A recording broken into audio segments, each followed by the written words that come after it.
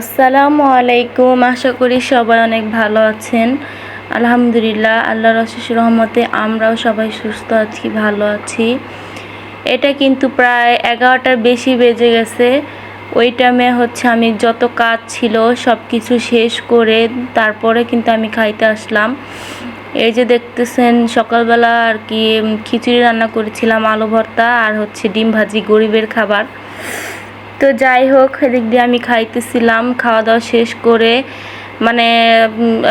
তারপর রান্না করব, কিন্তু আমি সকালবেলায় যত কাজ ছিল, যেহেতু ঈদের দিয়ে তার 17 তারিখে ঈদ, এটা 16 তারিখের ভিডিও। তো যা যা ছিল ঘরে সব কিছু গুছাই নিছি, যেহেতু ঈদ, কেউ আসুক না আসুক, তারপর নিজের কাছে একটু পরিপাটি থাকতে তো ভালোই লাগে। তো যাই হোক, এদিক দিয়ে যে ঘর টর ফ্রিজ ধুইছি। ফ্রিজটা অনেকদিন ধরে ধোয়া হচ্ছিল না। একটা ডিমই ছিল, বাবুর বাবা আজকে রাত্রে নিয়ে আসবে। তারপর এদিক দিয়ে যে ডিমটা আবার মেয়ের জন্য ভাজবো। এদিক দিয়ে যে ঘর টর ঝাড়ছি, তারপরে ঘর টর মুছা, তারপরে যত কিছু ছিল সব কিছু করা শেষ, মেয়ে ঘুমাই গেছে। এদিক দিয়ে যে বিছানা চাদর টাদর কাপড় চোপড় তো প্রতিদিন ধুইতে হয়, তারপরেও ধুইয়া দিছি। এই যে আমার যেহেতু বেলকনি নাই, ঘরে শুকাইতে হয়, বাতাস আছে, কোনো সমস্যা হয় না। এদিক দিয়ে যে আমার ছেলেকে শুয়াই রেখে আমি কাজ করতেছিলাম।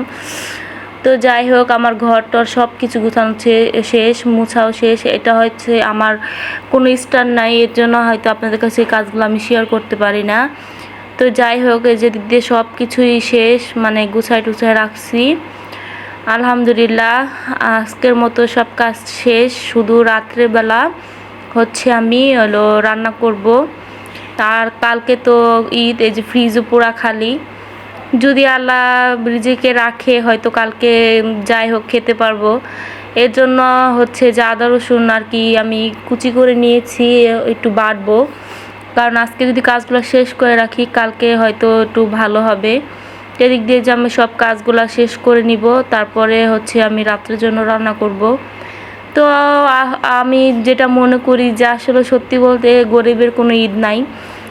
আমরা যারা মধ্যবিত্ত ফ্যামিলি আছি, তাও আল্লাহর কাছে লাখ লাখ শুকরিয়া, আল্লাহ যে হালে রাখছে আলহামদুলিল্লাহ ভালোই রাখছে।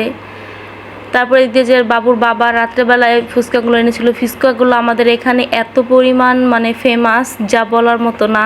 আসলে ছোট বড় সবাই অনেক পছন্দ করে এই লোকটার ফুচকাগুলো কিন্তু 1 টাকা করে পিস, অনেক ছোট, কিন্তু অনেক পরিমাণ মজা। আর তার এই মজার কারণটা টকটা যদি আপনি শুধু খান, শুধু খেতে পারবেন, অনেক পরিমাণ টেস্ট হয়। লেবু দিয়ে কীভাবে যে বানায় জানি না, আর বোম্বাই মরিচ দেয়, অনেক মজা হয়। তারপর এদিক দিয়ে যে একটুখানি মুরগি ভেজে নিয়েছিলাম, আর আলু ভেজে নিয়েছিলাম। তারপর সন্ধ্যাবেলা মেয়েকে নিয়ে আমি খাবো, এই জন্য এগুলো করছি।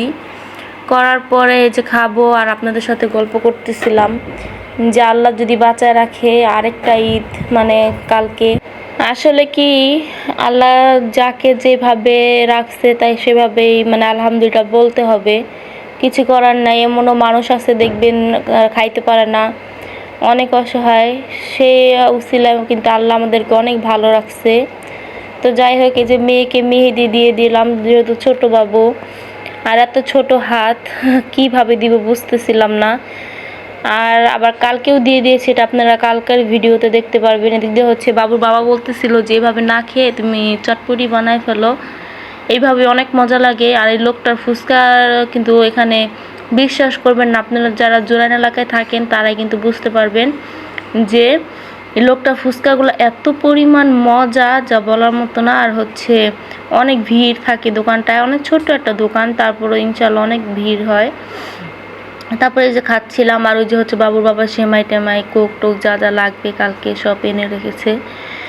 তো যাই হোক, আল্লাহর কাছে এইভাবে শুকরিয়া আদায় করি। আল্লাহ হাফিজ।